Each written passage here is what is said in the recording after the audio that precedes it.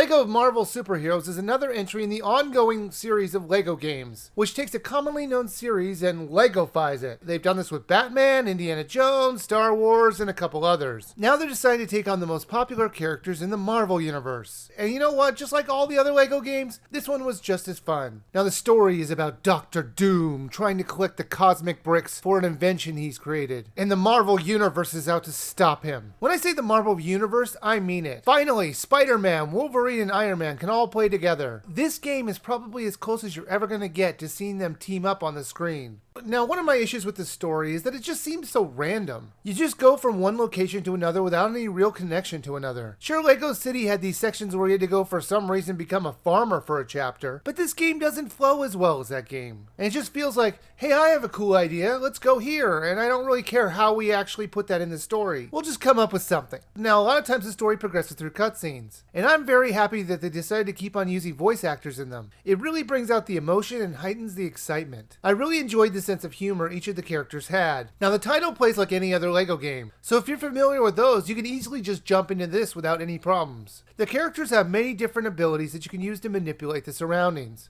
For example, if you want to use Mr. Fantastic, he can make his body into devices you could use in the environment. Or you could fly around with Iron Man, or use your spider sense, or swing around on webs with Spider-Man. Some of the abilities were used with more than one character. But that's understandable, since it would get too confusing if everybody was needed in a level to do something, because there are a lot of Marvel characters to play. One of the things I really didn't like about the levels this time was it seemed too cluttered. Like things were laid around for no reason other than having stuff to smash for studs. I know this is kind of a staple of the series, but I think it was more prominent, and it just seemed to stick out more in this one. The level designs though were really good. There was always something new and clever in each level that you progressed through. What you had to do at times was a bit frustrating, as it wasn't always clear, but with enough trial and error you can eventually figure it out. The boss battles were fantastic. The creators of this game really know how to keep things thrilling and exciting. All of the boss battles felt different, and you usually had to figure out ways to use the environment around you to stop them, and I love that. In between missions, you can explore the city. It's not as detailed as LEGO City, but I'm sure you weren't expecting that. You can find plenty of things to do in it, but the levels were really the main draw of this game.